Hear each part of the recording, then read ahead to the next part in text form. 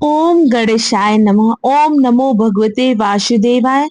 प्रेम से बोलिए गणेश भगवान की जय, कृष्ण भगवान की जय, चौथ माता की जय। नमस्कार भक्तगण, आप सभी का आपके चैनल कविता तिवारी में स्वागत है। भगवान गणेश चौथ माता की कृपा आप सभी पर बनी रहे। सर्वप्रथम आप सभी को चौथ व्रत की हार्दिक शुभकामनाएं। आज हम सुनेंगे चौथ व्रत के दिन सुनी जाने वाली संपूर्ण कथाएं। भादो महीने की संकष्टी चतुर्थी को बहुला चौथ, भादवा चौथ और भादो चौथ के नाम से जाना जाता है। इस दिन लोग व्रत रखते हैं और भगवान गणेश की पूजा करते हैं। ये व्रत चंद्रोदय के बाद पूरा होता है। बहुला चतुर्थी पर मुख्य तौर से गौ माता की पूजा की जाती है। जो माताएं बहुला चौथ का व्रत रखती हैं, उनके संतान की आयु लंबी होती है। विघ्नहर्ता उनकी जिंदगी में आ रहे सभी विघ्न को हर लेते हैं।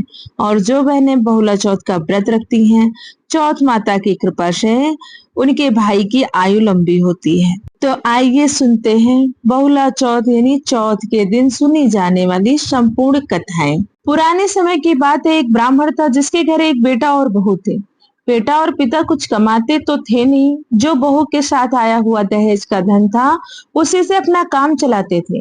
जब भी बहू बाहर कचरा डालने जाती थी, तब उसके पास वाली पड़ोसन उससे पूछती थी कि बहू आज खाने में क्या खा कर आई हो। तब वह बोलती थी कि मैं तो बासी और ठंडी रोटी खा कर आई हूँ। एक दिन साहूकार ने बेटे से यह बात सुन ली।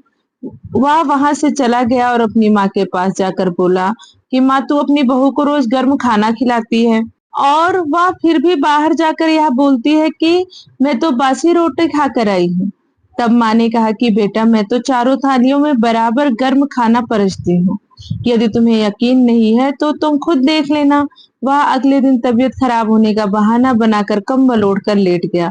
तब उसको यह देखकर आश्चर्य हुआ कि बहू ने तो गरम गरम खीर और खांड का भोजन किया, और जब बहू बाहर गई वह उसके पीछे पीछे जाने लगा। तब पड़ोसन के पूछने पर बहू ने वही बात दोहराई कि मैं तो बासी रोटी खाकर आई हूँ। तब उसका पति सामने आकर उससे बोला कि तू अभी अभी गरम खाना खाकर आई है और पड़ोसन से कह रही है कि मैं बासी ठंडी रोटी खाकर आई हूँ। तुम झूठ क्यों बोल रही हो? तब उसकी विद्वान पत्नी ने कहा कि यार, ना तो तुम्हारे कमाए हुए पैसों की रोटी है और ना ही तुम्हारे पिताजी के कमाए हुए पैसों की रोटी है। यदि हम इसी तरह बैठे बैठे धन को खर्च करते रहे तो यह एक दिन कुएं में पानी की तरह समाप्त हो जाएगा। इसके बाद उसका पति कमाने के लिए विदेश चला गया। पीछे से उसकी पत्नी 12 महीने का चौथ का व्रत करती थी। उसको विदेश में रहते हुए 12 वर्ष व्यतीत हो चुके। तब चौथ माता और विनायक जी महाराज ने सोचा कि इसको अब घर बुलाना चाहिए। चौथ माता लड़के के सामने जाकर बोली, तू घर चला जा, तेरी पत्नी को तेरी बहुत याद आती है। वह बोला, मैं घर कैसे चला जाऊं? मेरे यहाँ इतना बड़ा कारोबार फैला हुआ है। तब चौथ माता ने कहा कि तू सुबह उठकर दीपक जलाकर चौथ माता का नाम लेकर बैठ जाना। जिनके पैसे बकाया है वह पैसे दे जाएंगे और लेने वाले ले जाएंगे। लड़के ने वैसा ही किया। उसका सारा काम एक दिन में निपट गया।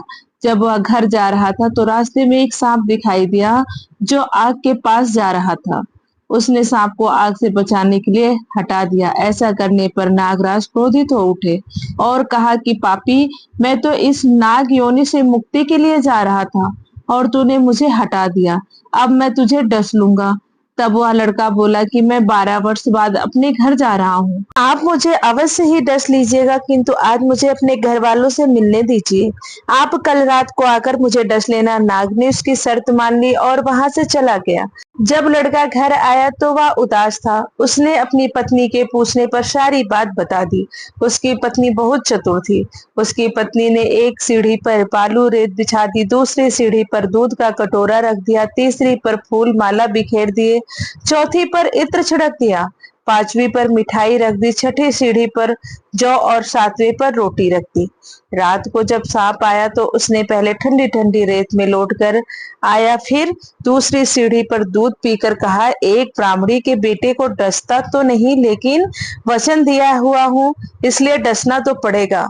फूल माला की सीढ़ी पर होता हुआ प्रसन्नता पूर्वक इत्र की खुशबू लेता हुआ ऊपर की ओर आने लगा।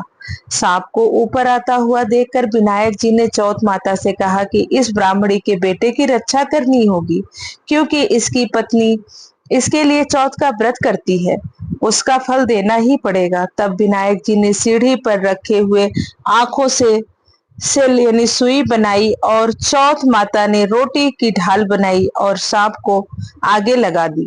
विनायक जी ने जौ के सिल बनाए थे, उसे सांप की मौत हो गई। सुबह उस लड़के के मिलने गांव वाले लोग आने लगे। वह 12 वर्ष बाद वापस आया था। लोगों ने उसे आवाज दी, लेकिन वह तो उदास बैठा था, इसलिए बोला नहीं। जब उन्होंने देखा कि सीढ़ियों पर तो खून पड़ा हुआ है, तो वे चिल्लाने और रोने चीखने लगे कि ब्राह्मण, आज तो तेरा बेटा मर गया। यह शब्द देखकर ब्राह्मणी भी जोर जोर से रोने लगी। आवाज सुनकर उसका बेटा नीचे आया और कहा, माँ, मैं मरा नहीं हूँ, यह तो मुझे डसने आया सांप मरा है। यह सब देखकर उसकी पत्नी भी प्रसन्न हो गई कि मेरे पति के प्राण बच गए। उसने चौथ माता को धन्यवाद दिया और कहा कि यह तो चौथ माता ने मेरे व्रत करने का फल दिया है। चौथ माता जैसा ब्राह्मणी के बेटे को दिया, वैसा सभी को देना, करने वाले को, कहने वाले को, हुंकारा देने वाले को और पूरे परिवार को देना। गणेश महाराज की जय। चौथ माता की जय। पौराणिक काल में राजाओं में श्रेष्ठ राजा नल था। उसकी बेहद सुंदर रानी थी जिसका नाम दमयंती था। किसी श्राप के कारण राजा को अपना राज्य खोना पड़ा और उसे रानी से भी दूर होकर कष्ट सहना पड़ा। तब दमयंती ने संकष्टी चतुर्थी व्रत के प्रभाव से अपने पति को प्राप्त किया। कहते हैं राजा नल के ऊपर दुख का पहाड़ टूट पड़ा। डाकुओं ने उनके महल से सारा धन, गजशाला से हाथी और घुड़साल से घोड़े ले लिए थे और महल को जला दिया था। यही नहीं, राजा नल भी जुआ खेलकर सब हार चुके थे। तब राजा नल असहाय होकर अपनी रानी के साथ वन चले गए। श्राप के कारण उन्हें स्त्री वियोग का दुख भी सहना पड़ा। कहीं राजा और कहीं रानी दुखी होकर इधर उधर टहलने लगे। एक समय रानी दमयंती को वन में महर्षि शरभंग के दर्शन हुए। दमयंती ने मुनि को नमस्कार किया और प्रार्थना की, हे प्रभु, मैं अपने पति से किस प्रकार मिलूंगी? तब मुनि बोले, दमयंती, तुम भादो मास की चौथ का व्रत रखो और उस दिन गजानन भगवान की विधि विधान से पूजा करो। इस व्रत के प्रभाव से तुम्हारे पति तुम्हें अवश्य मिल जाएंगे। शरभंग मुनि के कहने पर दमयंती ने पूरे विधि विधान से भादो की गणेश चौथ का व्रत किया, जिसके प्रभाव से उन्हें अपने पति और पुत्र की भी प्राप्ति हुई। इस व्रत के प्रभाव से दोनों राजा रानी के जीवन में सभी कष्ट दूर हो गए और दोनों सुख से रहने लगे। तभी से इस व्रत को विघ्न का नाशक कहा जाने लगा और सुख देने वाला सर्वोत्तम व्रत माना जाने लगा। प्रेम से बोलिए गणेश भगवान की जय। चौथ माता की जय। आइए अब सुनते हैं बहुला चौथ की कहानी। जब भगवान विष्णु का कृष्ण रूप में अवतार हुआ, तब इनकी लीला में शामिल होने के लिए देवी देवताओं ने भी गोप गोपियों का रूप लेकर अवतार लिया। कामधेनु नाम की गाय के मन में कृष्ण की सेवा का विचार आया और अपने अंश से बहुला नाम की गाय बनकर नंद बाबा की गौशाला में आ गई। भगवान श्री कृष्ण का बहुला गाय से बड़ा स्नेह था। एक बार श्री कृष्ण के मन में बहुला की परीक्षा लेने का विचार आया। जब बहुला वन में चल रही थी, तब भगवान सिंह रूप में प्रकट हो गए। मौत बनकर सामने खड़े सिंह को देखकर बहुला भयभीत हो गई, लेकिन हिम्मत करके सिंह से कहने लगी, हे वनराज, मेरा बछड़ा भूखा है, बछड़े को दूध पिलाकर मैं आपका आहार बनने वापस आ जाऊंगी।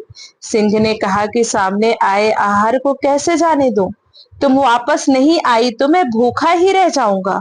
बहुला ने सत्य और धर्म की शपथ लेकर कहा कि मैं अवश्य वापस आऊंगी। बहुला की शपथ से प्रभावित होकर सिंह बने श्री कृष्ण ने बहुला को जाने दिया। बहुला अपने बछड़े को दूध पिलाकर वापस वन आ गई। बहुला की सत्य निष्ठा देखकर श्री कृष्ण अत्यंत प्रसन्न हुए और अपने वास्तविक स्वरूप में आकर कहा कि हे बहुला, तुम परीक्षा में सफल हुई। अब से भाद्रपद चतुर्थी के दिन गौ माता के रूप में तुम्हारी पूजा होगी। तुम्हारी पूजा करने वाले को धन और संतान का सुख मिलेगा। प्रेम से बोलिए बहुला माता की जय। आइए अब सुनते हैं गणेश जी की कहानी। एक बुढ़िया माई थी, मिट्टी के गणेश जी की पूजा करती थी। रोज बनाए रोज गल जाए। एक सेठ का मकान बन रहा था। वो बोली, पत्थर का गणेश बना दो। मिस्त्री बोले, जितने हम तेरा पत्थर का गणेश गढ़ेंगे उतने में अपनी दीवार ना चिनेंगे। बुढ़िया बोली, राम करे तुम्हारी दीवार टेढ़ी हो जाए। अब उसकी दीवार टेढ़ी हो गई। वे चिने और ढा देवे, चिने और ढा देवे। इस तरह करते करते शाम हो गई। शाम को सेठ आया। उसने कहा, आज कुछ भी नहीं किया। वो कहने लगे कि एक बुढ़िया आई थी। वो कह रही थी, मेरा पत्थर का गणेश गढ़ दो। हमने नहीं गढ़ा तो उसने कहा, तुम्हारी दीवार टेढ़ी हो जाए। तब से दीवार सीधी नहीं बन रही है। बनाते हैं और ढा देते हैं। सेठ ने बुढ़िया बुलवाई। सेठ ने कहा, हम तेरा सोने का गणेश गढ़ देंगे, हमारी दीवार सीधी कर दो। सेठ ने बुढ़िया को सोने का गणेश गढ़ा दिया। सेठ की दीवार सीधी हो गई। जैसे सेठ की दीवार सीधी की, वैसी सबकी करना। प्रेम से बोलिए, गणेश भगवान की जय। चौथ माता की जय। पोहला चौथ की जय। भादो चौथ के दिन सुनी जाने वाली संपूर्ण कथाएं। अगर आपको कथा अच्छी लगी हो तो प्लीज वीडियो को लाइक करें, शेयर करें और चैनल को सब्सक्राइब करें।